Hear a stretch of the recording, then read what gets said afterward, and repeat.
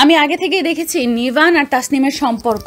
আমারই ভুল হয়েছিল বোঝার যে আমার মতো এখন নিজেকে জোকার, আমার তখন নিজেকে জোকার লাগছে না। আমি যা সিদ্ধান্ত নিয়েছি ঠিকঠাকই নিয়েছি। সেই বিয়ের প্রথম রাত থেকেই আমি এটাই চেয়েছি। তুই বল, আমার বিয়ের কোনো ইচ্ছা ছিল না। আমি চেয়েছি গ্র্যাজুয়েশন কমপ্লিট করতে, অ্যাব্রড যেতে, কিন্তু বাবা আমাকে ধুম করে একদিন বিয়ে দিয়ে দিল। তখনই আমি সিদ্ধান্ত নিয়েছিলাম বাবাকে আমি খুবই কঠিন শাস্তি দেব এর জন্য। তারপর তো কিভাবে যেন নিভানের কথায় গলে গিয়েছি। না দোস্ত, আমি একদম ঠিক সিদ্ধান্ত নিয়েছি। দেখবি বাবা এখন আফসোস করবে। আর ওই ছেলে খাটাস ব্রিটিশ, সেও বা ভালো কিসের?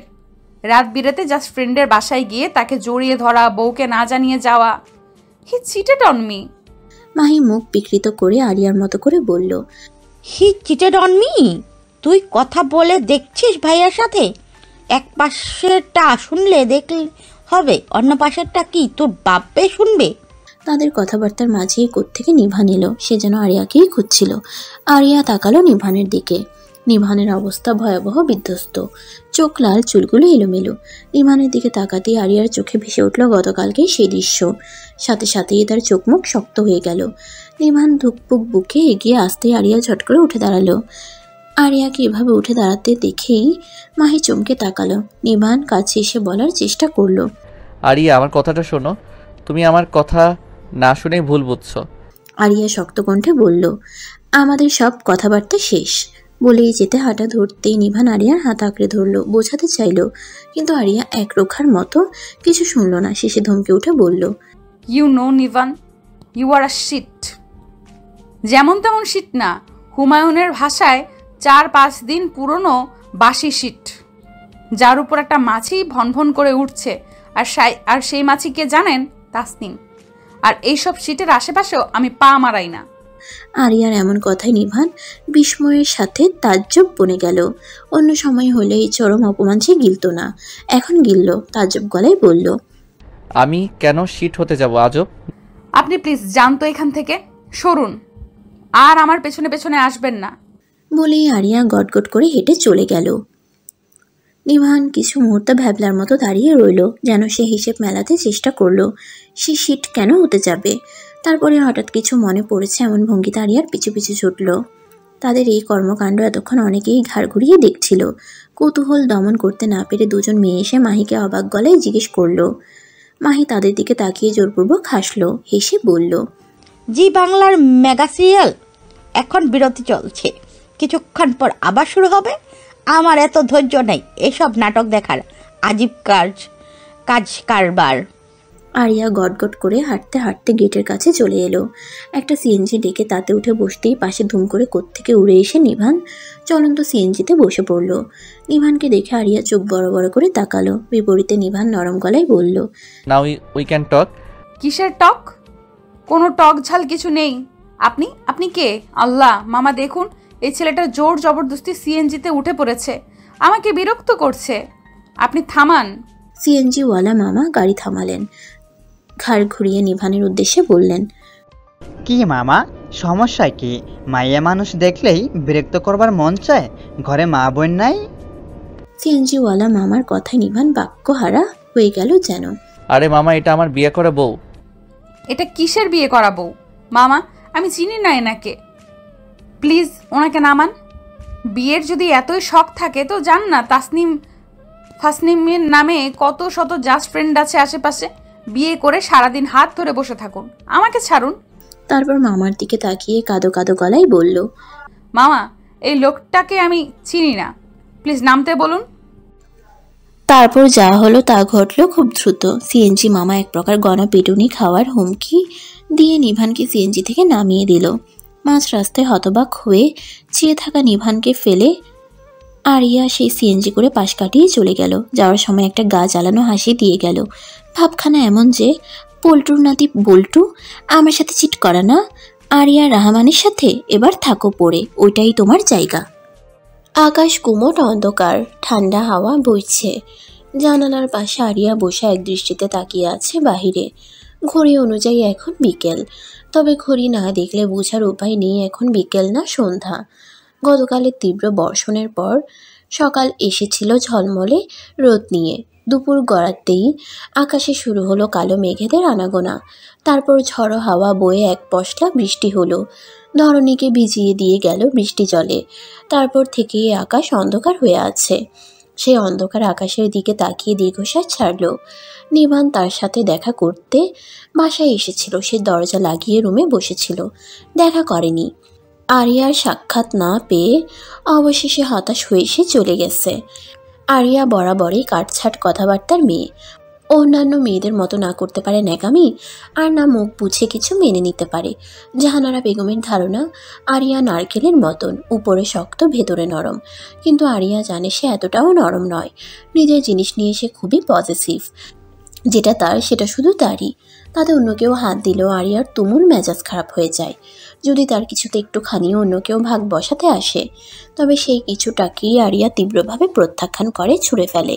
তার জিনিস অন্য কেউ অধিকার খাটাতে আসবে সেটা তার বরাবরই অপছন্দ। সেখানে নিভান তো এক আস্ত মানুষ। প্রথম প্রথম নিভানকে নিয়ে তার চিন্তা ভাবনা ছিল না। সে যদি একদিন ঠুস করে মরেও যেত তাতেও আরিয়ার কিছু এসে যেত না, বরং শান্তি লাগতো। কারণ নিভানকে প্রথম প্রথম চরম অসহ্য লাগতো তার। তারপর আস্তে আস্তে কি করে যেন হৃদয়ের গহীনে নিভানের জন্য অনুভূতির পসরা সাজলো। তার অনুভূতিরাই তার সাথে বেমানি করে তাকে তুলে দিল নিভানের হাতে সম্পূর্ণভাবে। তখন থেকে তার অধিকারী সত্তা জেনে বসলো নিভান তার স্বামী, তার বন্ধু। সম্পূর্ণ নিভানটাই তার। হয়তো সেই কারণেই নিভানের আশেপাশে সে তাসনিমকে সহ্য করতে পারতো না। শুধু শুধু রাগারাগি করতো, চিল্লাচিল্লি করতো। অনেকে এটাকে বলে জেলাসি, ঈর্ষা। তবে আরিয়া বিশ্বাস করে আপন বস্তুতেই মানুষের অধিকারবোধ থাকে। আপন মানুষের উপরে অধিকারবোধ খাটাই মানুষ। তাই সে নিভানের উপর তাসনিমের হস্তক্ষেপ কিছুতেই মানতে পারল না। তা তো এটা মানতে কষ্ট হলো, নিভান কি করে পারলো তার সাথে এমনটা করতে। তাসনিম তার বন্ধু, তাই বলে আরিয়ার সাথে যা করেছে তা নিভান ভুলে যাবে? দীর্ঘ কয়েক ঘন্টা সে অন্ধকারে মোড়া সেই বদ্ধ লাইব্রেরিতে কাটিয়েছে। ভার্সিটিতে ট্রলড হয়েছে, এমনকি নিভানেরই বন্ধু তাকে হ্যারেস করেছে। সবটার পেছনে তাসনিম। এটা জানা সত্ত্বেও সে কি করে গেল তার কাছে? আরিয়া জানে না কি কেন কিংবা কোন প্রয়োজনে নিভান গিয়েছিল সে রাতে তাসনিমের কাছে, কিংবা আরিয়াই নিভানকে চিনতে ভুল করেছিল কিনা। তবে সে এটা জানে নিভান তাকে ফেলে গিয়েছিল অন্য কারো কাছে, আর আরিয়া এটা মেনে নিতে পারবে না। নিভান হয় সম্পূর্ণ তার, নয়তো নিভানকে তার দরকার নেই, সোজা সাপটা কথা। তবে নিভানও যে এখানে সম্পূর্ণ নিষ্পাপ তা নয়। কোথাও শুনেছে আরিয়া বেটা মানুষের ছুকছুকে স্বভাব, তারা ঘরেও রাখতে চায়, বাহিরেরও রাখতে চায়। নিভান হয়তো তাই করার চেষ্টা করছিল, ঘরে বউ, বাহিরে জাস্ট ফ্রেন্ড। কিন্তু আরিয়া মোটেই তেমন মেয়ে নয় যে সে সবটা মুখ বুঝে মেনে নিবে। সে নিভানকে ময়লা আবর্জনার মতো ছুঁড়ে ফেলবে, এবং ডিভোর্সের সিদ্ধান্ত নিয়েও সে ঠিক করেছে। আলবাত ঠিক করেছে, 100 বার ঠিক করেছে। নিজের কাছে নিজের ভাবনাগুলো পরিষ্কার করেই আরিয়া দীর্ঘশ্বাস ছাড়লো। তারপর বিড়বিড় করে বলল, যেটার 1% অন্য কারোর ভাগ থাকবে সেটার 99%ও আমি চাই না। আনিসুর রহমান থম মেরে বসে আছেন তার আরাম কেদারায়। আজ এতগুলো বছর পর মেয়ের একটা কথা তার ঠিক বুকে এসে বিঁধেছে। তিনি তার মেয়ের জীবনটা নষ্ট করে দিয়েছেন। আরিয়া আর নিভানের মাঝে কি হয়েছে তিনি জানেন না। তবে মেয়ের দৃঢ় কণ্ঠস্বরে এতটুকু তো নিশ্চিত বড়সড় কিছু হয়েছে। না হয় যখন আরিয়া অসুস্থ ছিল তখন তো তিনি সব কিছু স্বাভাবিকই দেখেছিলেন। নিভান আর আরিয়ার সম্পর্কেও অস্বাভাবিকতা কিছু নজরে আসেনি, বরং স্বাভাবিক থেকে একটু বেশিই স্বাভাবিক দেখেছিলেন। তবে কি এমন ঘটনা ঘটল যে আনিসুর রহমান সঙ্গে সঙ্গে কল লাগালেন বড় ভাই সদৃশ হামিদ এহসানকে। ব্যাপারটা এখন তাদের নাক গলাতেই হবে। বাচ্চারা ভুল করলে শুধরে দেয়া বড়দের কাজ। তারা যদি হাত পা ছেড়ে বসে থাকেন তবে তো হয় না। হামিদ এহসানের মুখ থমথমে মুখে তিনি ডাকলেন ছেলেকে। নিভান তীব্র অনীহা নিয়ে আসলো বাবার সাথে দেখা করতে। পাশে মাকে দেখা যাচ্ছে নির্বিকার ভঙ্গিতে বসে আছে। নিভানের দিকে তাকিয়ে হামিদ এহসান থমথমে গলায় বললেন, ঘটনা কি সত্য? কি ঘটনা? আরিয়ামা রাগ করে বাড়ি ছেড়ে চলে গেছে। তুমি তো বলেছিলে বেড়াতে গেছে। নিভান কিছু বলল না। তোমাদের আমি বলেছিলাম তোমরা বড় হয়েছো, বাচ্চাদের মতো আচরণ করো না। নিভান মিনমিন করে বলল, এ তুই সামান্য ব্যাপার যে ডিভোর্স পর্যন্ত কথা ওঠে। বাবার কথা সহসাই ধরতে পারল না নিভান। কি? আরিয়া বলেছে তোমাকে সে ডিভোর্স দিবে। এই ব্যাপারে সে বদ্ধপরিকর। নিশ্চয়ই সামান্য মিস আন্ডারস্ট্যান্ডিং এত বড় সিদ্ধান্ত কেউ নেয় না। নিভানের মাথা ঝিমঝিম করে উঠল যেন হামিদ এহসানের কথা শুনে। কথাগুলো গলায় এসে আটকে গেল। আরিয়া এতদূর পর্যন্ত নিয়ে গেছে বিষয়টাকে, অথচ ওই এক চোখা মেয়ে নিভানের দিকটা শোনার চেষ্টা করছে না। ঠিক আছে, তোমাদের যদি মনে হয় তোমরা একসাথে থাকতে পারবে না, তাহলে আমরা বাবা মা তোমাদের আর জোর করব না। ডিভোর্স দিলে ডিভোর্স দাও, ইউ ডোন্ট কেয়ার। মানে কি বাবা, তুমিও এরকম কথা বলছো? তো কি এরকম কথা আশা করো তুমি আমার থেকে? বিয়েটা কি ছেলে খেলা? ইচ্ছে হলো সকালে উঠিয়ে নিয়ে গিয়ে বিকালে বিয়ে দিয়ে দিলে, আবার ইচ্ছে হলো তো ডিভোর্স দিয়ে দিলে আমাদের। আমরা কি পুতুল? ছেলে খেলা আমরা নই, তোমরা বানিয়েছো। এখন আরিয়া যদি ডিভোর্স দিতে চায়, আর কি ডিভোর্স হবে? তোমাদের বিয়ের অনুষ্ঠান হয়নি এখনও, কাছের মানুষ ছাড়া কেউ জানে না বিয়ের কথা। বিষয়টা এখনই মিটমাট হয়ে গেলে ভালো। বাবার এমন কঠিন কঠিন কথায় নিভান তাজ্জব বনে গেল। লাইক সিরিয়াসলি, আরিয়া একা চাইলেই হলো? হ্যালো, আচ্ছা হয়ে গেল আমাদের ডিভোর্স, তারপর আমার কি হবে? তুমি কি এখনও আশা করে বসে আছো আমরা ধেই করে তোমার আবার বিয়ে দিব? কথা পিনে একটা বউকে টিকিয়ে রাখতে পারোনি, ভুলেও বিয়ের চিন্তা করবে না, সারা জীবন অবিবাহিত থাকবে। তুমি মূর্খ, এইটাই তোমার শাস্তি। বাবা, খবরদার আমাকে বাবা বলে ডাকবে না, স্টুপিড। যাও এখান থেকে, আর পারলে তোমার বউকে বুঝিয়ে সুঝিয়ে ফিরিয়ে আনো, না পারলে কি হবে বুঝতে পারছো? ছাগল কোথাকার। নিভান এক বুক হতাশা নিয়ে বের হলো হামিদ এহসানের রুম থেকে। বাবাও তার কথা শুনল না। কি এক ভাগ্য তার ভাগ্যেই ওই এক রোখা জেদি মেয়েটাকে থাকতে হলো, তাকেই নিভানের ভালোবাসতে হলো। কি অদ্ভুত! এবার কি করবে সে? আরিয়া তার কোনো কথা শুনতে নারাজ। কি করে আরিয়াকে বোঝাবে সে? উফ উফ, বোকা মেয়েটা জানেও না সে নিভানের জীবন নিয়ে ছিনিমিনি খেলছে। আরিয়াকে ছাড়া নিভান মরে যাবে, কেন বুঝতে পারছে না সে? কেন? নিভান তারপর দুদিন আরিয়ার সাথে যোগাযোগের সব রকম চেষ্টা করেছে, কিন্তু আরিয়া যোগাযোগের সকল চেষ্টা নাকচ করে দিয়ে তাকে সব জায়গা থেকে ব্লক মেরে দিয়েছে। এমনকি বাসায় গেলে দেখা পর্যন্ত করে না, দরজায় ছিটকিনি দিয়ে বসে থাকে। ভার্সিটিতেও কথা বলার কোনো রকম সুযোগ নিভানকে দেয় না। এক প্রকার নিভানের সাথে সকল যোগাযোগ বিচ্ছিন্ন করে দিয়েছে। নিভান ভেবে পায় না অমন স্নিগ্ধ মুখশ্রীর মেয়েটা এমন ভয়াবহ অভিমানী কেন? এত প্রকট তার আত্মসম্মান, যে আত্মসম্মানের বাধা ডিঙ্গিয়ে নিবান তাকে ছুতে পারছে না, দুটো কথা বলতে পারছে না। মাথার চুল ঘামছে, দু হাতে মুখ ঢাকলো নিভান। আরিয়ার অভিমান তাকেই ভাঙাতে হবে, নয়তো আরিয়ার কি হবে না জানে না, তবে সে ভীষণ ভুগবে সে। প্রেম জ্বরে কাবু হয়ে পড়বে। ফোঁস করে শ্বাস নিয়ে নিভান উঠে দাঁড়ালো। সোজা আঙ্গুলে যখন ঘি উঠে না, তখন আঙ্গুলকে বাঁকাতেই হয়। সোজা পথ অবলম্বনে যদি কাজ না হয়, তবে বাঁকা পথ ধরে কার্যসিদ্ধি কী করে করতে হয় নিবান তা ভালো করেই জানে। আরিয়ার সাথে এক ভয়ানক রকমের দুর্ঘটনা ঘটে গিয়েছে। সেই দুর্ঘটনায় সে স্তব্ধ। ঘটনাটা ঘটেছে ভার্সিটি থেকে ফেরার পথে। রাস্তার কোল ঘেঁষে সে হাঁটছিল। আকাশে ঝলমলে রোদ। দীর্ঘ বৃষ্টির পর এই রোদ আরামদায়ক, আবহাওয়াও আরামদায়ক। সেই আরামদায়ক আবহাওয়া উপভোগ করার মাঝপথেই কোত্থেকে একটা সাদা রঙের গাড়ি এসে থামলো ঠিক তার সামনে। মুখ বাঁধা দুজন লোক এসে তাকে জোর জবরদস্তি করে টেনে উঠিয়ে নিল গাড়িতে। তারপর তার হাত পা বেঁধে মুখও বেঁধে দিল যাতে চেঁচাতে না পারে। ঘটনার আকস্মিকতায় হতভম্ব আরিয়া হাত পা ছুঁড়ে নিজেকে ছাড়ানোর আপ্রাণ চেষ্টা করলো, কিন্তু পাশে দুজন শক্ত সামর্থ্য পুরুষ বসে থাকায় তার সেই হাত পা ছোড়াছুড়িতে বিশেষ কোনো লাভ হলো না। শুধু সে বুঝতে পারলো সে কিডন্যাপড হয়েছে, তাকে কিডন্যাপ করা হয়েছে। তার সাথে পরবর্তীতে কি হতে যাচ্ছে এই ভেবেই তার ঘাম ছুটে গেল, মস্তিষ্ক ফাঁকা হয়ে গেল। যারা তাকে কিডন্যাপ করেছে তারা একটা নামি দামি হোটেলের সামনে এসে গাড়ি দাঁড় করালো এবং জোর জবরদস্তি তাকে নিয়ে গেল সেই হোটেলেরই একটি আলিশান রুমে। চারদিকে কি ঘটছে ব্যাপারটা তখন আরিয়ার আন্দাজে নেই। আন্দাজ করার চেষ্টা করছিল কার সাথে তার এত শত্রুতা যে তাকে দিন দুপুরে এভাবে মাঝ রাস্তা থেকে কিডন্যাপ করে আনবে। আরিয়ার সেই শত্রুকে দেখা গেল ঠিক কিছু মিনিট পরই, যখন সেই কিডন্যাপারগুলো তাকে ধাক্কা দিয়ে রুমে ঢুকিয়ে ভাই থেকে দরজা আটকে চলে গেল। তখন তার সামনে নিজের পায়ে হেঁটে আসলো তার আসল শত্রু, তার কিডন্যাপার। যে শত্রুকে দেখে আরিয়া বিস্ময়ে কিছু মুহূর্ত কিংকর্তব্য বিমূঢ় হয়ে রইল। তাকে বিস্ময়ে হতবাক করে দিয়ে তার সামনে দাঁড়িয়ে থাকা কিডন্যাপার তার দিকে এক পা দুপা করে এগিয়ে আসলো। একদম কাছাকাছি দাঁড়িয়ে আরিয়ার গালে আলতো করে হাত ছুঁয়ে বাঁকা হাসলো। Hi darling, what's up? নিভানকে এভাবে এই জায়গায় দেখে আরিয়া ভয়াবহ বিস্মিত হলো। বিস্ময়ের পারদ এত বিশাল যে সে কথা বলতেও ভুলে গেল। হাঁ করে তাকিয়ে রইল তার সামনে এক হাত পকেটে দিয়ে বাঁকা হেসে দাঁড়িয়ে থাকা নিভানের পানে। মস্তিষ্ক জানান দিল তার কিডন্যাপার আর কেউ নয়, এই ব্রিটিশ খচ্চরি। আরিয়াকে এভাবে হতভম্ব হয়ে দাঁড়িয়ে থাকতে দেখে নিভানের হাসি আরও একটু চওড়া হলো। আরিয়ার দুহাত বাঁধা, মুখে বাঁধা কালো কাপড়, চোখগুলোতে আকাশ সম বিস্ময় হতবাক। নিভান আরিয়ার আরও একটু কাছে এলো, আরিয়ার গালে রাখা আলতো হাতটা আরও একটু আলতো করে ছোঁয়ালো। ঠিক কতগুলো দিন পর সে দেখছে আরিয়াকে। তার অস্থির বুকে যেন এক পশলা বৃষ্টি ঝরল। আরিয়ার এই হতভম্ব ভাব দেখে অবাক হবার ভান করে বলল, কি হলো ডার্লিং, অবাক হয়েছ? কিছু বলছো না কেন? উপ সরি, তোমার তো মুখ বাঁধা।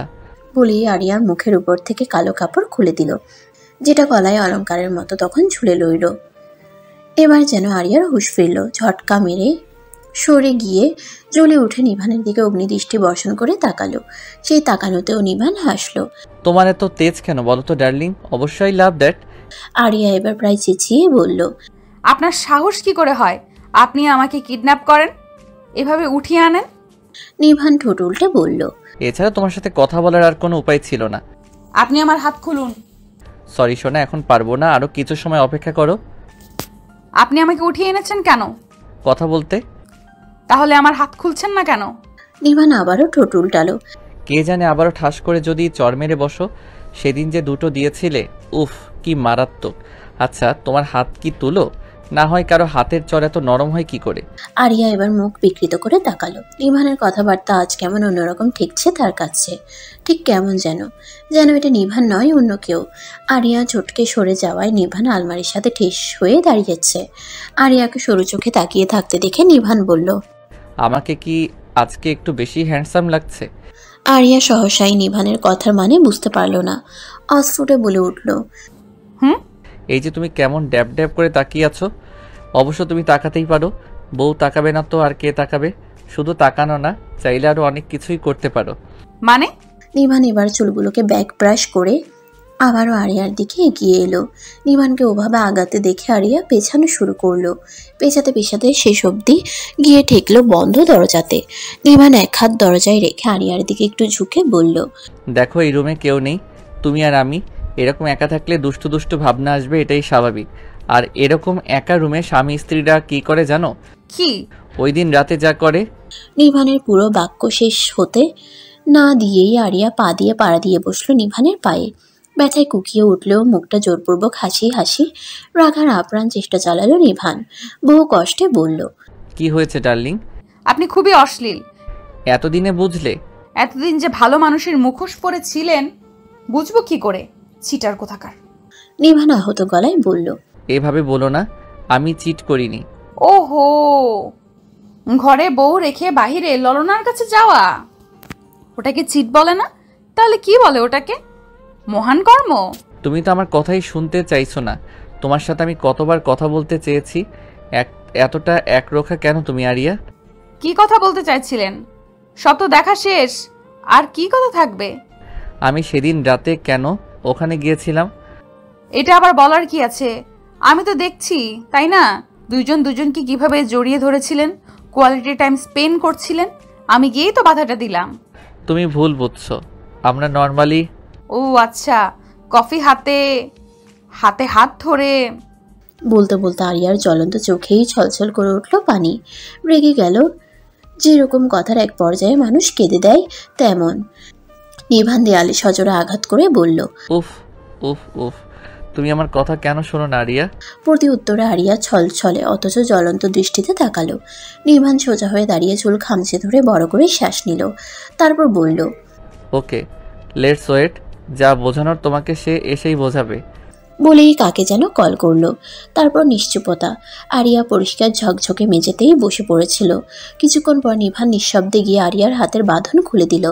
গলায় পেঁচিয়ে থাকা কালো কাপড়টা খুলে দিল। পুরোটা সময়ই আরিয়া নিঃশ্বাস বন্ধ করে অস্বস্তি নিয়ে বসেছিল। নিভানকে এত কাছে দেখে তার অস্বস্তি পাওয়ার কথা না। নিভান তার স্বামী, তবুও অস্বস্তি লাগলো।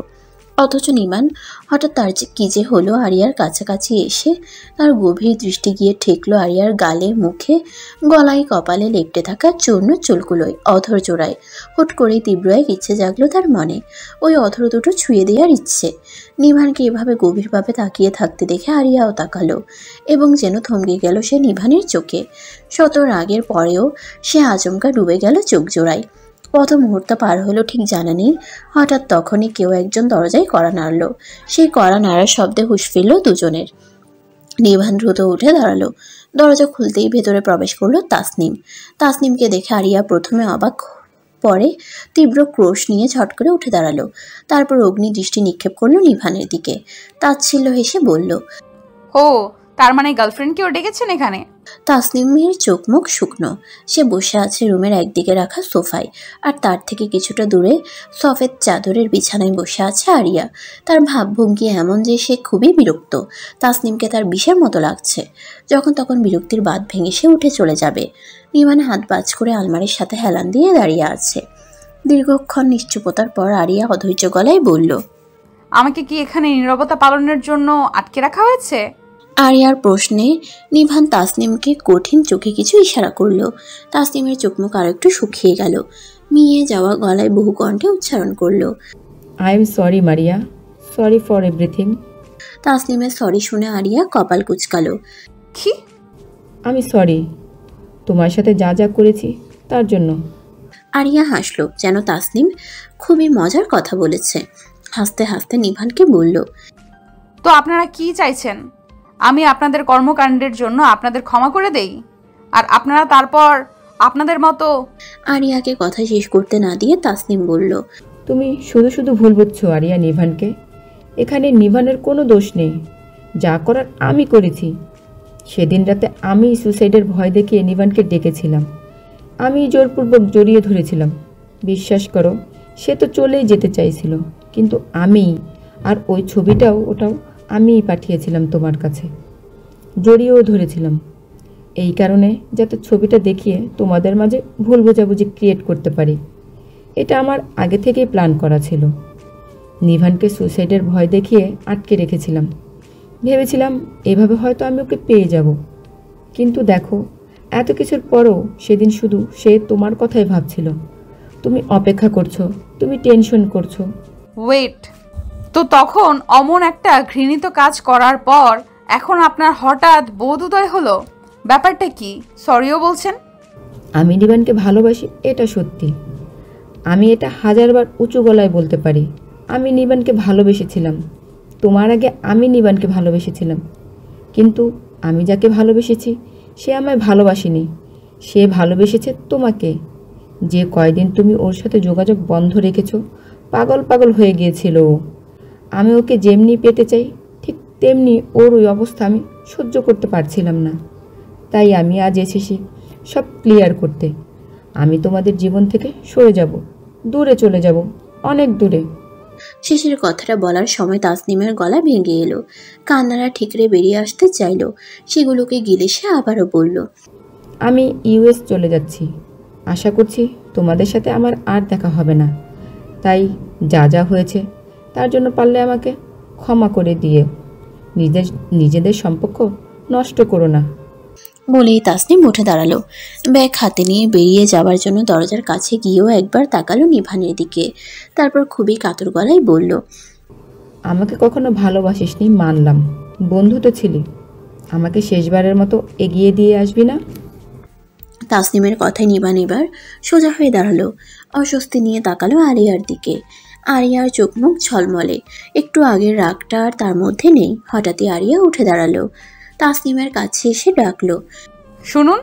তাসনিম তাকাতেই আচমকাই গালে ঠাস করে সশব্দে এক চর বসিয়ে দিল আরিয়া। ব্যাপারটা এত তাড়াতাড়ি ঘটল যে নিভানও চমকে তাকালো।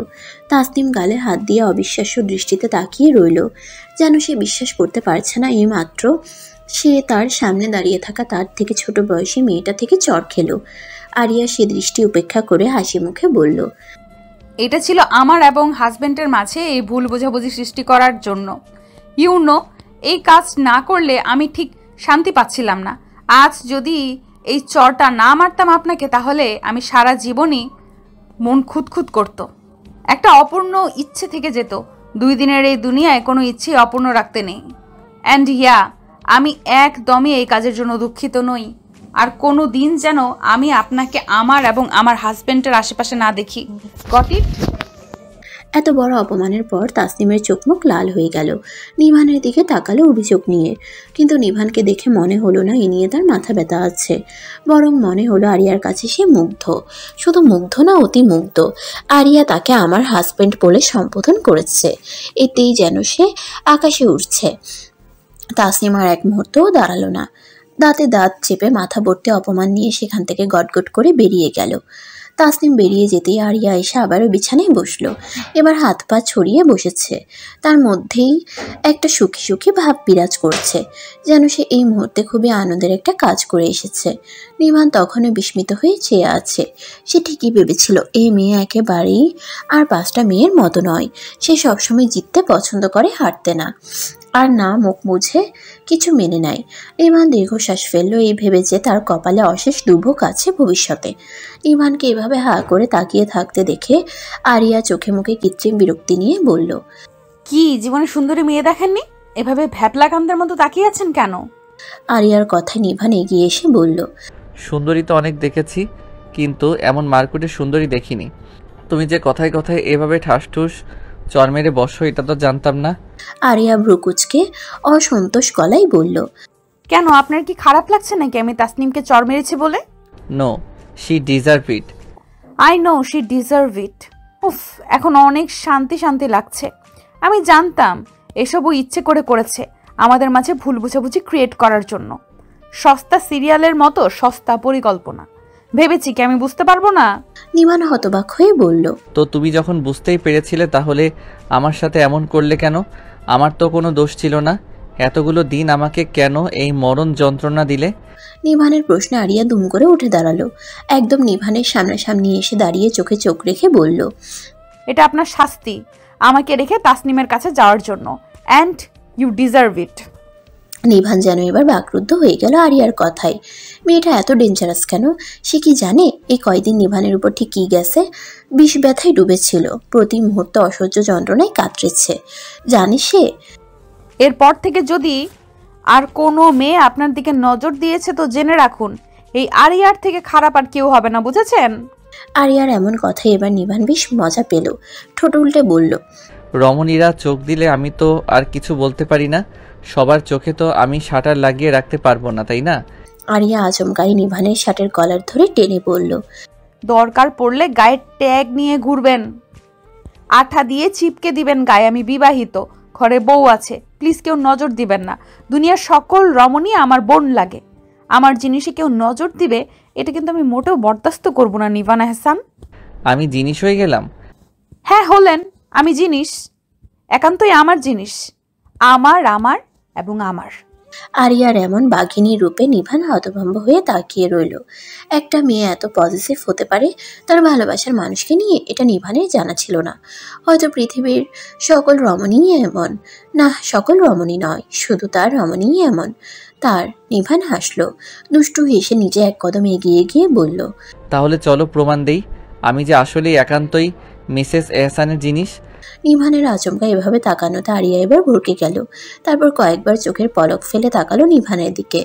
নিভানের চাহনিতে লেপ্টে আছে দুষ্টু অথচ গভীর গাঢ় দৃষ্টি, যে দৃষ্টি গিয়ে ঠেকছে আরিয়ার অধর জোড়ায়।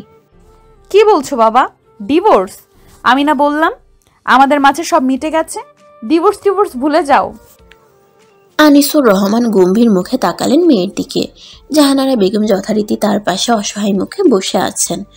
আনিসুর রহমান বললেন, আমি জানি এটা আমার করা উচিত হয়নি, তোমার উপর এভাবে আমার সিদ্ধান্ত চাপিয়ে দেওয়া উচিত হয়নি, তাই তোমার জীবন পুরোপুরি নষ্ট হওয়ার আগেই আমি চাই তোমাদের ডিভোর্স হয়ে যাক, তারপর তোরা তোদের মতো লাইফ লিড করো। আমি আর কিছু তোমার উপর চাপিয়ে দেব না। আরিয়া হাসার চেষ্টা করলো। আরে বাবা, তুমি বুঝছো না কেন? আমার তো তখন রাগের মাথা ঠিক ছিল না, তাই যা ইচ্ছা বলেছি। আর ডিভোর্স ওটা আমি ডিভোর্স কেন দিব? আর দেখো, তোমার সম্মানের কথাও তো মাথায় রাখতে হবে আমাকে, তাই না? তুমি আমার সম্মানের কথা ভেবে বিয়ে করেছো, এখন ডিভোর্সও আমার সম্মানের কথা ভেবে দিতে চাচ্ছ না।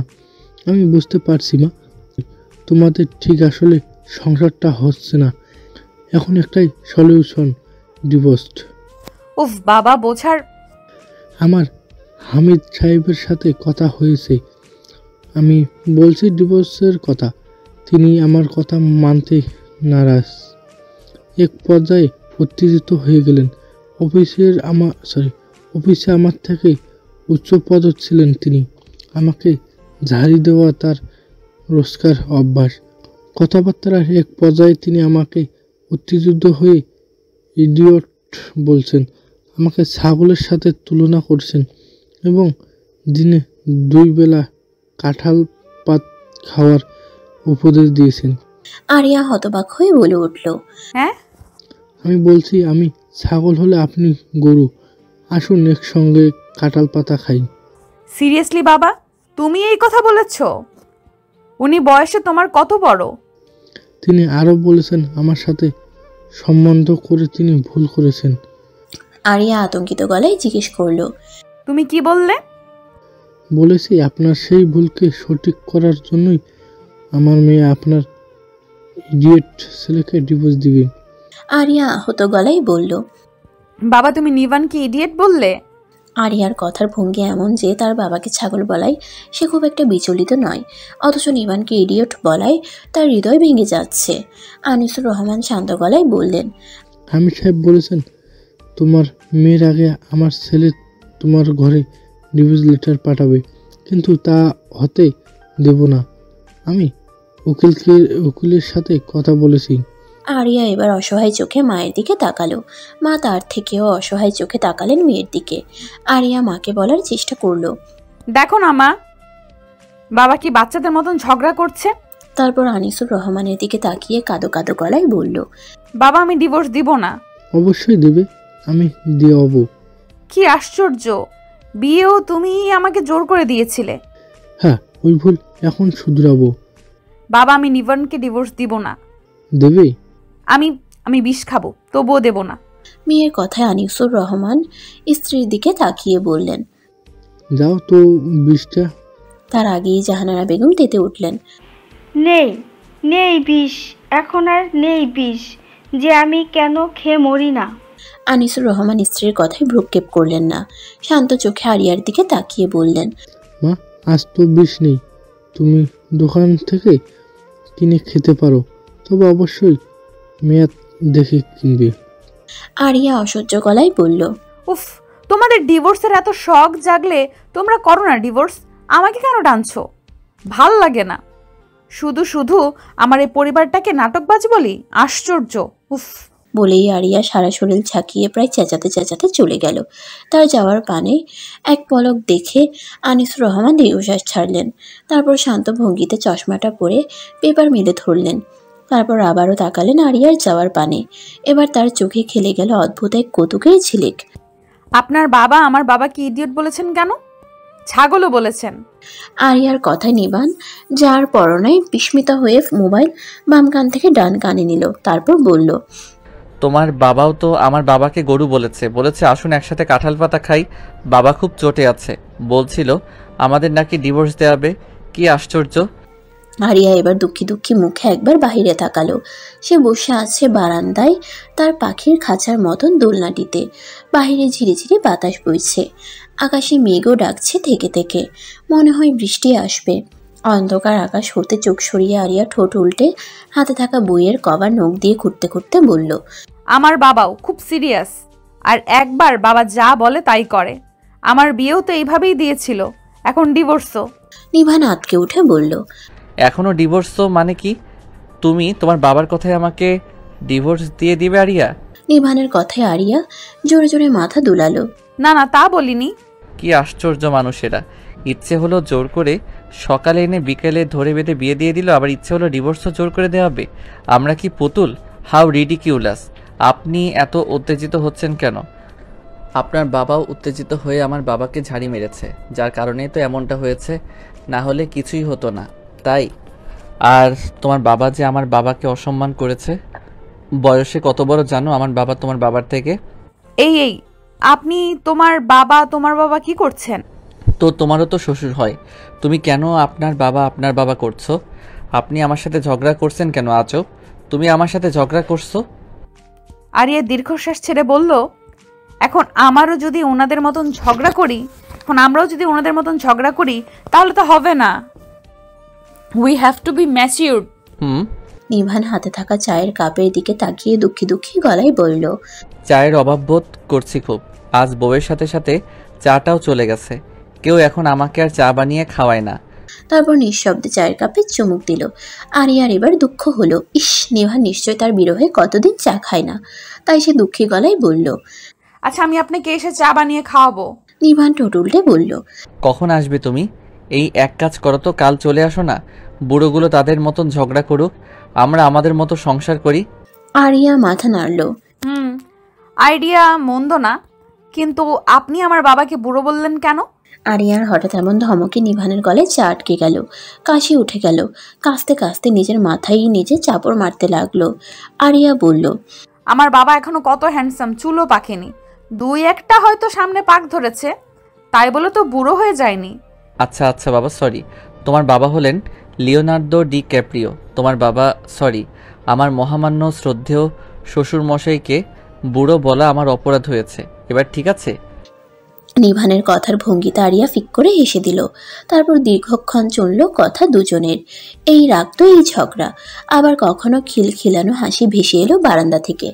তাদের খুনসুটিময় প্রেমের মাঝেই হুট করে শুরু হলো বৃষ্টি, ঝুম বৃষ্টি। সেই বৃষ্টির ঝাপটা এসে পড়তে লাগলো আরিয়ার চোখে মুখে। আরিয়া দ্রুত হাতে থাকা বইটা রুমের খাটে ছুঁড়ে মেরে বারান্দার গ্রিল ধরে দাঁড়ালো। এক হাত বাড়িয়ে দিল বাহিরে, সঙ্গে সঙ্গে বৃষ্টির ফোঁটায় ভিজে গেল তার শুভ্র হাতখানা। অন্য হাতে মোবাইল ধরা কানে। আরিয়া খুশিতে ঝুমঝুম গলায় বলল, কি সুন্দর বৃষ্টি, দেখেছেন? নিভান অবাক গলায় শুধালো, বৃষ্টি পড়ছে নাকি?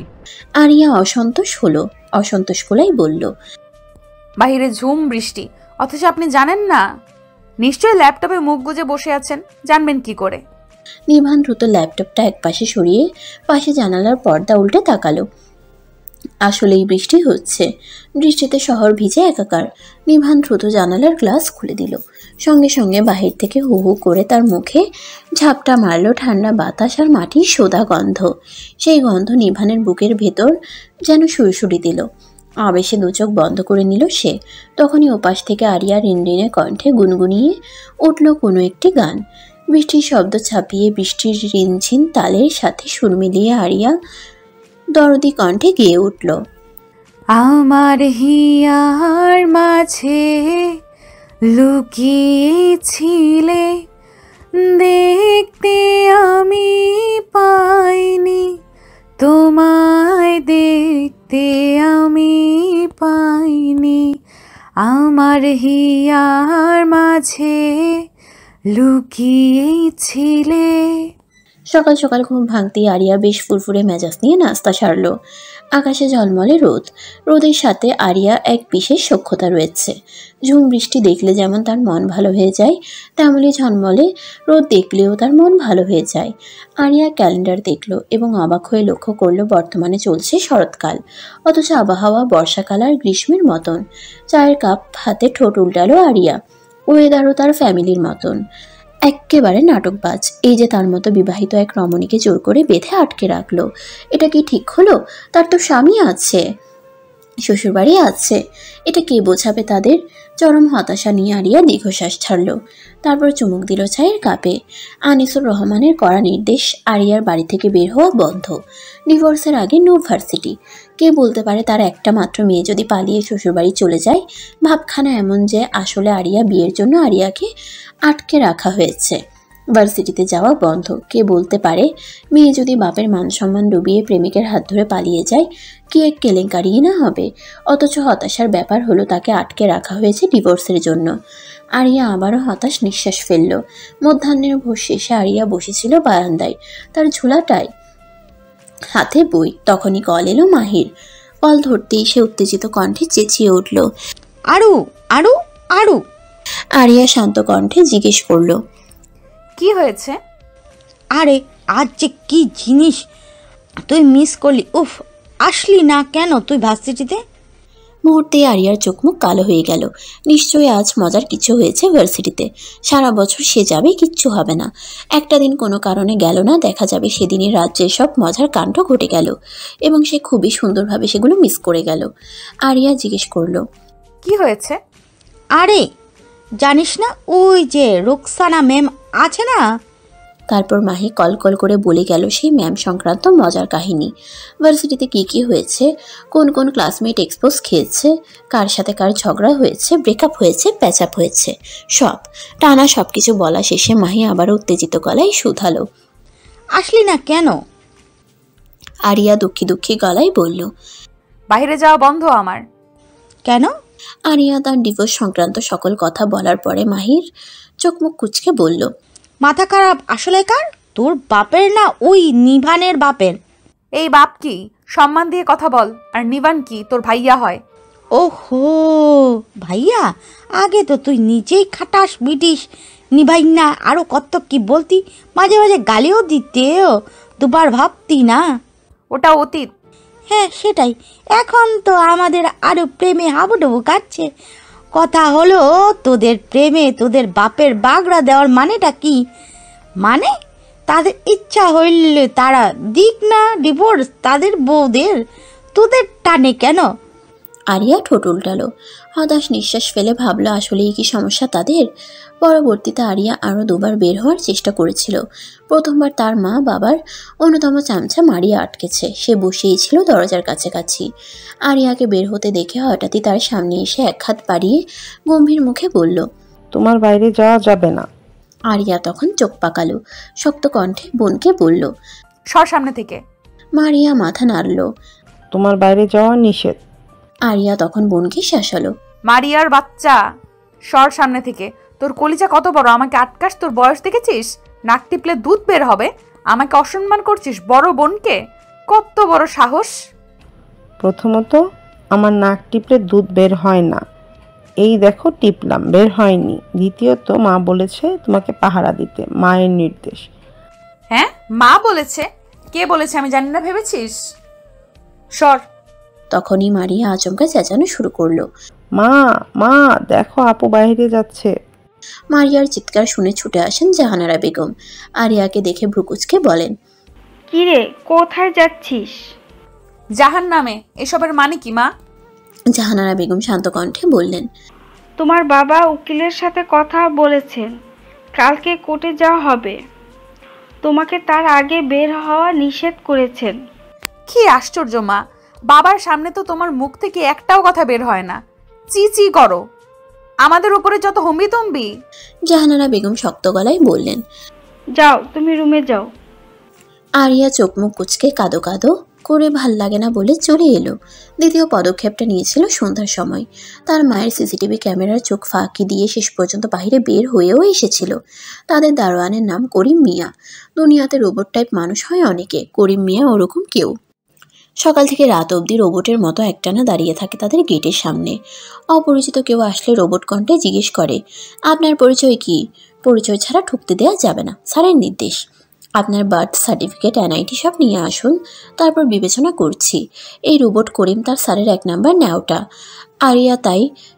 আরিয়াকে তাই সে বের হতে দেয়নি, স্যার মানা করেছেন। আরিয়া যেতে পারবে না, কেয়ামত হয়ে গেলেও না। আরিয়া তখন রাগে দুঃখে গটগট করে হেঁটে রুমে এলো। তারপর চোখ মুখ শক্ত করে কল দিল নিভানকে।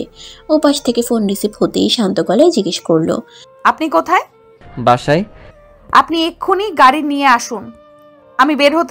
আমাকে বের হতে দিচ্ছে না। নিভান অবাক গলায় বলল, গাড়ি নিয়ে এসে কি হবে? তোমাকে তো বের হতে দেবে না। তারা খুব সিরিয়াস, মনে হচ্ছে আমাদের ধরে বেঁধে ডিভোর্সটা দিয়েই দিবে। আরিয়া এবার ধমকে উঠল, বললেই হলো, দরকার পড়লে আমরা পালিয়ে যাব, তবুও ডিভোর্স দেব না। আরিয়ার কথাটা এমনভাবে বলল যেমনভাবে বিয়ের আগে মেয়েরা বলে, দরকার পড়লে পালিয়ে যাব, তবুও বিয়ে আমি করব না। না না না। নিভান অবাক হয়ে শুধালো, পালিয়ে যাবে? হ্যাঁ, মানুষ বিয়ের আসর থেকে পালায়, আমরা না হয় ব্যতিক্রম হলাম। আমরা ডিভোর্সের আসর থেকে পালাবো। কি পারবেন না? আনিসুর রহমান আতশোয়া হয়ে বসেছিলেন তার সফেদ বিছানায়। জাহানারা বেগম রুমে এসে স্বামীকে একবার পরখ করলেন। তিনি গভীর মনোযোগে বই পড়ছেন। জাহানারা বেগম এসে বসলেন স্বামীর পাশে। তারপর নরম গলায় বললেন, এটাকে ঠিক করছো বলো? বই থেকে দৃষ্টি না সরিয়েই আনিসুর রহমান গম্ভীর কণ্ঠে জানতে চাইলেন, কোনটা?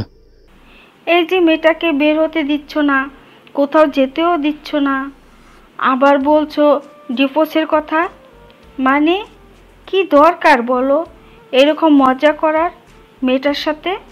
আনিসুর রহমান এবার বই থেকে দৃষ্টি সরালেন, সামান্য হেসে বললেন, দরকার আছে, বুঝলি, দরকার আছে। জাহানারা বেগম স্বামীর অনেক কাজকর্মই ঠিক বুঝতে পারেন না। এই যে ডিভোর্স দেয়াবে করছে, এটাও তো সত্যি নয়। কোনো উকিল ফুকিলের সাথেও তো কথা বলেননি তিনি। ব্যাপারটা শুধু আরিয়া আর নিভানের সাথে নিছকই একটা মজা করা হচ্ছে, আর এই মজা করছেন তারা দুই বিয়াই, সাথে তাকেও জোর জবরদস্তি সামিল করেছে তাতে। জাহানারা বেগম শুধালেন, এতে লাভ কি হবে? শুধু শুধু মেয়েটা কষ্ট পাচ্ছে। সে তো নিজের ভুল বুঝতে পেরেছে, তাই না?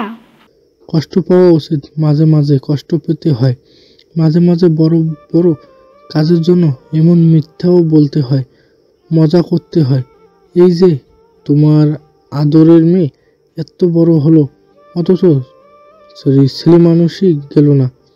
জামাইয়ের সাথে কি ভুল বোঝাবুঝি হয়েছে কি হয়নি, এমনি ঘরে এসে কি এক হল্লা করলো, সে নাকি ডিভোর্স দিয়ে দিবে। বলি, ডিভোর্স কি হাতের মোয়া? বিয়ে কি ছেলে খেলা? এত সহজে সব কিছু বৈবাহিক জীবনে ঝগড়া হবেই, তাই বলে যে ডিভোর্স দিয়ে দিব বলে চেল্লাবো, এর তো মানে নেই।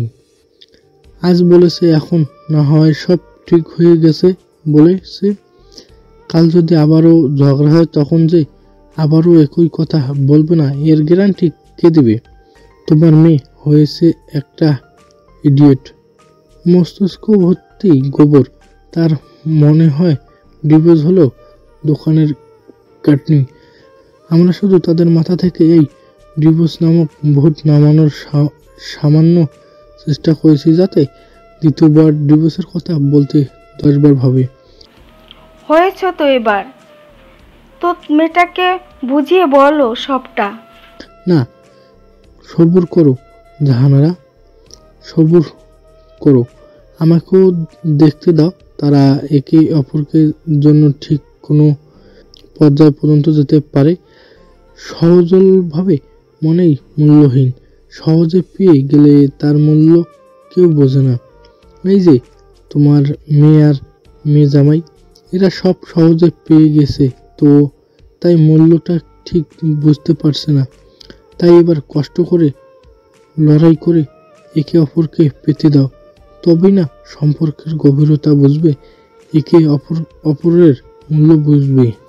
জাহানারা বেগম অসহায় মুখ করে বললেন, বুঝি না বাপু, তোমাদের কঠিন কঠিন চিন্তা ভাবনা।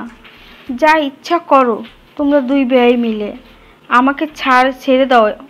আনিসুর রহমান হাসলেন, তারপর হাতে ধরা বইটা আবারও মেলে ধরলেন চোখের সামনে। আজ বইটা শেষ না করে তিনি উঠবেন না। খুবই ইন্টারেস্টিং এক পর্যায়ে আছেন এখন তিনি বর্তমানে। বই ছেড়ে এখন কিছুতেই ওঠা যাবে না। আরিয়া আজ খুব সময় নিয়ে সাজলো, কি মনে করে যেন গায়ে মেরুন সুতির শাড়ি জড়ালো, চুলগুলো হাত খোপা করে কপালে ছোট্ট একটা টিপ পড়লো। আয়নায় নিজেকে ভালো করে দেখে নিজেই মুগ্ধ হলো। সাধারণত এইসব পালানো টালানোর ব্যাপারে পরতে হয় টপস, জিন্স, শু, চুল বাঁধতে হয় টাইট করে, কিন্তু আরিয়া কি মনে করে যেন উল্টোটা করলো। তার জীবন মানেই উল্টো, বিয়ে হয়েছে উল্টোভাবে, এখন পালাচ্ছেও উল্টোভাবে। বিয়ের আসর থেকে পালালে ওসব পরা যেত, সে পালাচ্ছে বিবাহিত অবস্থায় ডিভোর্সের আসর থেকে। তাই তার মাঝেও বিবাহিত একটা ব্যাপার থাকা উচিত বলেই বোধ হলো আরিয়ার। তাই আয়োজন করে আজ শখ করে শাড়ি পরলো, হাতে চুড়ি, কানে ঝুমকো, সাধারণ এক ছিমছাম বাঙালি রমণী। এখন রাত 9টা কি 10টা। পা টিপে টিপে উকি দিল বসার ঘরে। আরিয়ান আর মারিয়া বসে বসে টিভি দেখছে। সাধারণত এই টাইমে তাদের জন্য টিভি দেখা নিষিদ্ধ, পড়ালেখা করে ঘুমানোর টাইম এখন। আজ ব্যতিক্রম ঘটেছে। এই ব্যতিক্রমের পেছনে কারণ আরিয়া চট করে বুঝে ফেলল। তার বাবা এই দুই পাহারাদারকে বসিয়ে রেখেছেন তার দায়িত্বে। দীর্ঘশ্বাস ফেলে আরিয়া বাড়ির পেছনের দিকে সবচেয়ে কোণার রুমটাই গেল। ওখানে একটা জানালা আছে, ওটার গ্রিল নেই, সবসময় তালা বদ্ধ থাকে ওটা, ইমার্জেন্সি এক্সিট। আরিয়ার কাছে ওটা ডুপ্লিকেট চাবি আছে, ওটা কাজে লাগানোর সময় এসে গেছে। আরিয়া তাই দ্রুত চলে আসলো পেছনের ওই জানালাটার কাছে। রুমে ঘুটঘুটে অন্ধকার, বাহিরের বাগান থেকে আসা আলোয় আবছা শুভ্র আলোকিত রুম। আরিয়া জানালার দিকে এগিয়ে গিয়ে জানালাটা খুলল। শাড়ি পরার অভ্যাস তেমন না একটা নেই তার, মাঝে মাঝে শক করে পড়ে। বিয়ের পরে কখনো শক করেও পড়েছে কিনা সন্দেহ, তবে আজ পড়েছে। কেন পড়েছে সে জানে না। আরিয়া শাড়ির আঁচল উঁচু করে ধরে প্রথমে একটা চেয়ারে, তারপর জানালায় উঠে বসলো। পর মুহূর্তেই দুম করে একটা শব্দ হলো এবং আরিয়া লাফিয়ে পড়লো বাগানে। আশেপাশে তাকিয়ে দ্রুত উঠে দাঁড়ালো সে। তারপরই দৌড়ে এগিয়ে গেল গেটের দিকে। প্ল্যান মতো এখন রোবট করিম মিয়ার গেটে থাকার কথা না। নিভান তাকে ফুসলিয়ে ফাসলিয়ে ওখান থেকে সরিয়ে দেওয়ার কথা। গেটের সামনে এসে আরিয়া আবিষ্কার করলো আসলেই সে রোবট করিম নেই গেটে। একটা স্বস্তির নিঃশ্বাস ফেলে আরিয়া বেরিয়ে এলো গেট দিয়ে। তারপর সোজা হয়ে দাঁড়িয়ে আগে হাত খোপা খুলল। সঙ্গে সঙ্গে তার কোমর অবধি রেশমি চুলগুলোই খেলে গেল ঢেউ। তারপর শাড়িটা ঠিক করে গিয়ে গেল সামনের দিকে। এক রাস্তা যেতেই দেখা গেল নিভানকে। সে দূরে গাড়িতে হেলান দিয়ে দাঁড়িয়ে আছে, কানে মোবাইল, খুব গম্ভীর মুখে কার সাথে যেন ফোন আলাপে ব্যস্ত। পরনে ব্ল্যাক শার্ট, হাতা ফোল্ড করা, হাতে ব্র্যান্ডেড ঘড়ি, চুলগুলো সুন্দর করে গুছানো। আরিয়াকে প্রথমে দেখতে পায়নি সে। কিছু মুহূর্ত পর হঠাৎই চোখ পড়ল রাস্তার ওপারে দাঁড়িয়ে থাকা আরিয়ার উপর। নিভান প্রথমে অবাক, তারপরই মুগ্ধ চোখে তাকালো। মোবাইলের ওপার থেকে বলা কোনো কথা যেন আর তার মস্তিষ্ক অবধি পৌঁছালো না। সে মুগ্ধ চোখে এক ধ্যানে দুনিয়া ভুলে তাকিয়ে রইল দূরে শাড়ি পরে দাঁড়িয়ে থাকা খুব সাধারণ পরিবারটি দেখতে তার প্রেয়সীর দিকে। দমকা হাওয়ায় যার চুল মৃদু উড়ছে, ফোনের ওপাশে থাকা মানুষটাও একসময় বিরক্ত হলো। হ্যালো হ্যালো করতে করতে নেটওয়ার্ক প্রবলেম ভেবে কল কাটলো। নিভান ধীরে ধীরে কান থেকে সরিয়ে রাখলো ফোন। রাস্তার ওপাশে থাকা আরিয়া দেখল নিভানের চোখে কি প্রবল মুগ্ধতা। ব্যস্ত রাস্তায় ঝলমলে আলোয় দুজনের চোখে চোখ পড়ল। আরিয়া বুঝি একটুখানি লজ্জাও পেল। লাজুক হেসে এগিয়ে আসলো নিভানের দিকে। নিভানকে এভাবে ড্যাব ড্যাব করে তাকিয়ে থাকতে দেখে বলল, এভাবে হা করে তাকাবেন না, লজ্জা লাগে। আরিয়ার কথাই যেন নিভান সম্বিত ফিরে পেল। সোজা হয়ে দাঁড়িয়ে অপ্রস্তুত হয়ে এদিক ওদিক চাইল। তারপর আবারও আরিয়ার দিকে তাকিয়ে বলল, তোমাকে আজ কেমন যেন লাগছে? কেমন? অন্যরকম। অন্যরকম কেমন? বউ বউ। আরিয়া আবারও লজ্জা পেল। কিছু না বলেই নিভানকে সরিয়ে গাড়িতে উঠে বসলো। আরিয়াকে এভাবে লজ্জা পেতে দেখে নিভান হাসলো। হেসে গাড়িতে উঠল। সিট বেল্ট বাঁধতে বাঁধতে জিজ্ঞেস করলো, পালিয়ে তো যাচ্ছি, এবার কি করবে? কোথায় যাবে ভেবেছো? আরিয়া ঠোঁট উল্টে বলল, জানি না, চোখ দুটো যেদিকে যায় সেদিকেই চলুন। অন্তত কাল বিকেলের আগে বাড়ি ফেরা যাবে না, কিছুতেই না। বাড়ি ফিরলে ওই দুই বুড়ো মিলে আমাদের ধরে বেঁধে ডিভোর্স দিয়ে দিবে। আরিয়ার এহেন কথায় নিভান তাজ্জব গলায় বলল, তুমি তোমার লিওনার্দো ডি ক্যাপ্রিওর মতো হ্যান্ডসাম ইয়াং বাবাকে বুড়ো বললে? নিভানের কথায় আরিয়া বুঝতে পারল সে আসলে কি বলেছে। মাত্র রোবটের মতো কয়েকবার চোখের পলক ছাপটে জিজ্ঞেস করলো, বলেছে নাকি? নিভানও অবাক হয়ে তাকিয়ে রইল আরিয়ার দিকে। তার পর মুহূর্তেই দুজনে ফিক করে হেসে দিল। তাদের বাবারা আসলেই বুড়ো, এটা অস্বীকার করার কিছু নেই। আর ওই দুই বুড়ো মিলে মনের খুশিতে তাদের জীবন নিয়ে জগা খিচুড়ি পাকাচ্ছে। ইচ্ছে হলে মশলা মিশাচ্ছে, আবার ইচ্ছে হলে পানি ঢেলে দিচ্ছে তাতে। ভেবেই আরেক দফা হাসলো তারা। আম্মু আম্মু, আপু রুমে নেই, আপু পালিয়ে গেছে।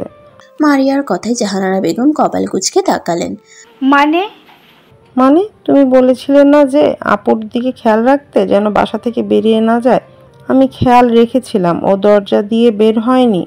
আমি ওর রুমে গিয়ে দেখলাম ও নেই। পরে দেখি ওই যে গ্রিল ছাড়া জানলাটা খোলা, ওটা দিয়ে পালিয়েছে। আম্মু আম্মু, আমার মনে হয় আপু নিবান ভাইয়ার সাথে পালিয়েছে। এবার কি হবে আম্মু? হড়বড় করে কথাগুলো বলে মারিয়া তাকালো মায়ের পানে। তার চোখে মুখে দুশ্চিন্তা। আরিয়া আপু বাসা থেকে পালিয়ে গেছে, কি ভয়ঙ্কর কাজ। এই ভয়ঙ্কর কাজ করা থেকে সে তার আপুকে আটকাতে পারেনি। এই নিয়ে ভয়ে তার মুখ শুকিয়ে গেছে। বাবা যদি এখন তাকে বকে। মেয়ের কথা শুনে জাহানারা বেগম তাকালেন স্বামীর পানে। দেখো তোমার মেয়ে কি করেছে, বলেছিলাম খামোখা এরকম করো না। বইয়ে মুখ গুজা রাখা আনিসুর রহমানের মারিয়ার এতক্ষণের বলা কথাগুলো কর্ণগোচর হয়নি। স্ত্রীর কথা শুনে বইয়ের দিকে তাকিয়েই শুধালেন, কি হয়েছে? শুনতে পাওনি মারিয়া কি বলল? আরিয়া রুমে নেই, পালিয়ে গেছে। আরিয়া রুমে নেই কথাটা মস্তিষ্কে ঢুকতেই আনিসুর রহমান কপাল কুঁচকে তাকালেন। কয়েক মুহূর্ত গম্ভীর থেকে হঠাৎই হুহা করে হেসে উঠলেন। হাসতে হাসতে বললেন, কি বলছো? মেয়ে পালিয়েছে? হা হা হা। মেয়ে পালিয়েছে শেষ পর্যন্ত? হা হা হা। জাহানারা বেগম অবাক হয়ে তাকালেন। মেয়ে ঘর ছেড়ে পালানোতে এরকম দুনিয়া কাঁপিয়ে হাসা প্রথম বাপ মনে হয় তার সামনে বসে থাকা মানুষটি, স্বয়ং তার স্বামী। বাবাকে অমন হাসতে দেখে মারিয়াও হকচকিয়ে গেল। আপু পালিয়ে গেছে এতে তার দুশ্চিন্তার শেষ নেই, আবার বাবা ওরকম করে হাসছে। তাকে অবাক হয়ে তাকিয়ে থাকতে দেখে জাহানারা বেগম বললেন, যাও মা, ঘুমিয়ে পড়ো।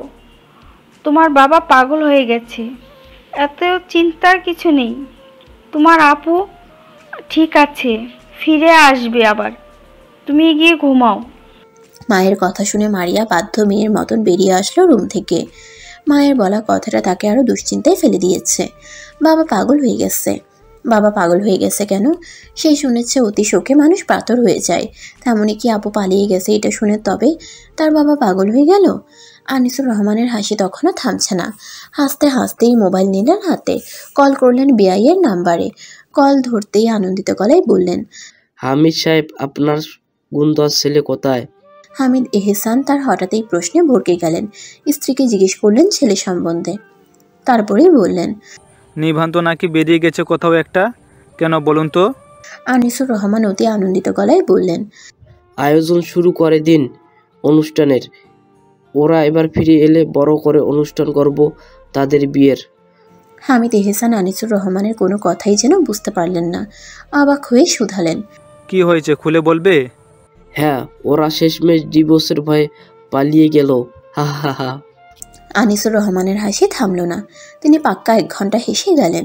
বহু বছর পর মেয়ে ঘর ছেড়ে পালানোর খুশিতে তিনি এরকম আনন্দিত হলেন। অতি আনন্দিত হয়ে তাই তিনি আজ বহু বছর পর হাসলেন প্রাণ খুলে। হাসতে হাসতে তার চোখে পানি এসে গেল। মাথার উপর তারা খচিত আকাশ। আরিয়া আর নিভান বসে আছে দিঘির উন্মুক্ত প্রান্তরে। খুব দূরে জলজল করে চলছে হলদে রঙা আলো, ওগুলোতে সম্ভবত নৌকা কিংবা প্রদীপ। দুজনের চোখই স্থির আকাশের পানে। আকাশে মস্ত বড় চাঁদ। আজ বোধহয় পূর্ণিমা। চাঁদের শুভ্র আলো ঠিকরে পড়ছে চারিপাশে। জায়গাটা নিরিবিলি এবং অন্ধকার হওয়ায় সেই আলো যেন আরও উজ্জ্বলতা নিয়ে ধরা দিচ্ছে। হিজলের ছায়ায় দিঘির শান্ত টলটলে পানিতে পড়ে পানিও চিকচিক করছে। সেদিকে তাকিয়ে থাকতে থাকতে আরিয়া বলে উঠল, কি বৃষ্টি, কি সুন্দর! এত সুন্দর ছিমছাম একটা জায়গায় এই দূষিত শহরে আছে জানতাম না। এই জায়গাটা আমার বিশেষ প্রিয়। ভার্সিটির সময়টায় আমরা বন্ধুরা মিলে এখানে আসতাম, আড্ডা দিতাম। বন্ধুরা মিলে এই জায়গায় আসতো মানে তাসনিমও আসতো। ব্যাপারটা মাথায় আসতেই আরিয়া কিছুক্ষণ থম মেরে তাকিয়ে রইল পানির দিকে। তারপর কাট গলায় প্রশ্ন ছুড়ল, তাসনিমও আসতো? আরিয়ার কণ্ঠে শুকনো ঈর্ষা টের পেয়ে নিভান নীরবে হাসলো। তারপর নির্বিকার গলায় বলল, যেহেতু সেও আমার ফ্রেন্ড সেহেতু। পুরো কথা শেষ করতে পারল না, তার আগেই ঝট করে উঠে দাঁড়ালো আরিয়া। উল্টো দিকে ঘুরে হাঁটা দিবেই তক্ষুনি খপ করে তার হাত ধরে ফেলল নিভান। এক টানে আরিয়া গিয়ে পড়ল সোজা নিভানের বুকের উপর। ঘটনার আকস্মিকতায় নিজেকে সামলাতে লাগলো কয়েক মুহূর্ত। তারপর দ্রুত উঠে বসে কিছুটা দূরত্ব রেখে বসলো আরিয়া।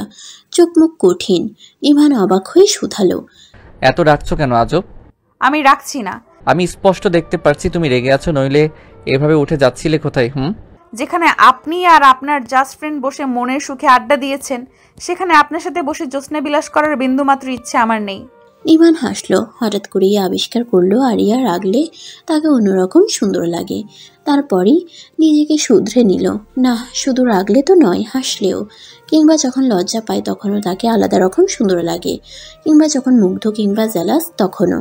প্রতিবারেই যেন আরিয়া ভিন্ন ভিন্ন রূপ নিয়ে হাজির হয়, আর প্রতিবারই নিভান মুগ্ধ হয়, নতুন করে প্রেমে পড়ে। এই যে এবারও পড়ল আরিয়ার দিকে। গভীর মুগ্ধতা নিয়ে তার কোমর চেপে ধরে তার কাছে টেনে ঘুচিয়ে দিল নিজেদের মধ্যকার দূরত্ব। আবারও আকস্মিক টানে আরিয়া চোখ বড় বড় করে তাকালো নিভানের পানে। তারপরে নিজেকে ছাড়ানোর চেষ্টা করে বলল, ছাড়ুন। নিভান ছাড়ল না, আরও শক্ত করে আঁকড়ে ধরল আরিয়ার কোমর। আরও একটু কাছাকাছি টেনে নিল তাকে। তারপরে প্রায় ফিসফিসিয়ে বলল, এসেছিল নিজের ইচ্ছে, তবে যাবে আমার ইচ্ছে। So don't dare to leave me darling. বলেই ধরে থাকা আরিয়ার হাতটা মুখের কাছে নিয়ে আলতো করে চুমু খেলো তার উল্টো পিঠে। সেই ছোট্ট এক চুমুতে আরিয়া মৃদু কেঁপে উঠল যেন। নিভান আবারও দূর আকাশের দিকে দৃষ্টি নিক্ষেপ করে বলল, ভার্সিটির ছেলে বন্ধুদের সাথে আসতাম, অনলি বয়েজ। তাসনিমের সাথে আমার এইখানে অদূর অতীতে কখনো দেখা হয়েছে বলে মনে পড়ছে না। বলেই আবারও তাকালো আরিয়ার চোখে। কি মায়া মায়া ওই চোখ জোড়া। সেই মায়া মায়া চোখ জোড়া মিলে আরিয়া কি গভীর দৃষ্টিতেই না তার দিকে তাকিয়ে আছে। হঠাৎই দক্ষিণা হাওয়া এসে খানিকটা উড়িয়ে দিয়ে গেল আরিয়ার মোলায়েম শাড়ির আঁচল। উড়ল নিভানের গুছিয়ে রাখা চুল। কেবল স্থির হয়ে তাকিয়ে রইল ওরা দুটি প্রাণ। নিশ্চুপে চেয়ে রইল একে অপরের চোখে, যেন কোথায় একটা হারিয়ে ফেলেছে তারা সকল চেতনা। চোখে শুধু আছে মুগ্ধতা ঘোর। কত শত মুহূর্ত কেটে গেল, তারা টের পেল না। হারিয়ে গেল যেন তারা দুজনের চোখে। এই দিগন্ত বিস্তৃত টলটলে শান্ত জল সাক্ষী হলো তাদের নৈসর্গিক সেই বিলীনতার। সেই বিলীনতা ভালোবাসার। সেই ভালোবাসায় একে অপরের চোখে বিলীন হয়ে কত সহস্র বছর কেটে গেছে বলে বোধ হলো। তারপরে আচমকা আরিয়া এক অদ্ভুত কাণ্ড করে বসলো। হাত বাড়িয়ে ঝাঁকিয়ে আচমকাই এলোমেলো করে দিল নিভানের চুল। এহেন কাণ্ডে নিভান তাজ্জব বিস্মিত হলো। বিস্ময় ভরা গলায় শুধালো, এটা কি হলো? বিপরীতে আরিয়া হাসলো, মিষ্টি হাসি। নিভানের বোধ হলো নৈসর্গিক হাসি। হেসে নিভানের আরেকটু কাজ ঘেঁষে বসে বাহু আঁকড়ে ধরলো দু হাতে। তাতে মাথা রেখে দূরে টিমটিম করে জ্বলা হলদে রঙা আলোর পানে তাকালো। তারপর বলল, আপনাকে এলোমেলো চুলে সুন্দর লাগে, অমন চুলগুলো গুছিয়ে রাখবেন না তো। তারপরে আবারও নিশ্চুপতা খেলে গেল তাদের মাঝে। চারিদিকে একটানা ঝিঝি পোকা ডাকছে। চাঁদের আলো ঠিকরে পড়ছে শান্ত টলটলে পানিতে। নিভানের কাঁধে মাথা রেখে বসে আছে আরিয়া। তার শাড়ির মোলায়েম আঁচল নরম ঘাসে লুটোপুটি খাচ্ছে। শান্ত ছিমছামি পরিবেশের কারণেই কিনা তাদের মনে হলো এখন কথা বলা উচিত নয়। এইরকম পরিবেশে কথা বললে পরিবেশের সৌন্দর্য ভঙ্গ হবে। এই অতি নৈসর্গিক পরিবেশে শুধু উপভোগ করতে হয়। এই অতি নৈসর্গিক পরিবেশ শুধু উপভোগ করতে হয়। মাঝে মাঝে নিশ্চুপতাতেই সৌন্দর্য। তারা সেই নিশ্চুপতাই অনুভব করলো। শুধু হৃদয়ের গহীনে চড়বড়িয়ে উঠল তীব্র ভালোবাসা। সেই তীব্র ভালোবাসা নিয়ে আরিয়া হঠাৎই বোধ করলো নিশ্চুপতা ভঙ্গ করাই যায়। মাঝে মাঝে হয়তো নিশ্চুপতা ভঙ্গ করলেও খোঁজ পাওয়া যায় অজানা কোনো সৌন্দর্যের। তাই আরিয়া আরও একটুখানি শক্ত করে আঁকড়ে ধরল নিভানের বাহু। তাতে মাথা রেখেই কিন্নরি কণ্ঠে গুনগুনিয়ে উঠল সে, কতবার ভেবেছিল আপনা ভুলিয়া তোমার চরণে দিব হৃদয় খুলিয়া। কতবার ভেবেছিল আপনা ভুলিয়া তোমার চরণে দিব হৃদয় খুলিয়া। কতবার ভেবেছিল আপনা ভুলিয়া তোমার চরণে দিব হৃদয় খুলিয়া।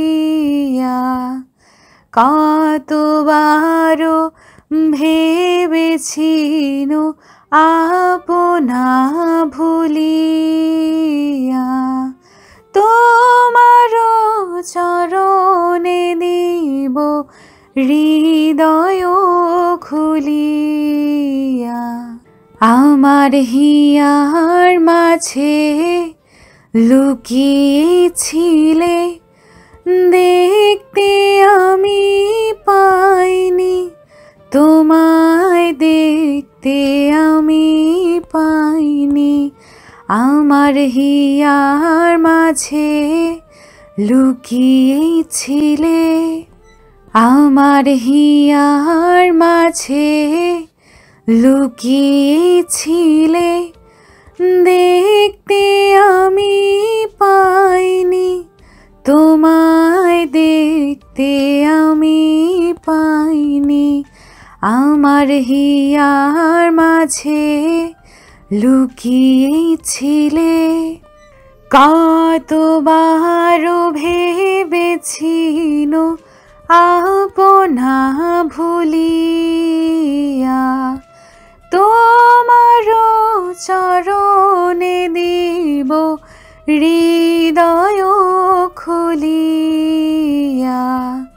কতবার ভেবেছিন আপনা ভুলিয়া, তোমার চরণে দিব হৃদয় খুলিয়া। সমাপ্ত।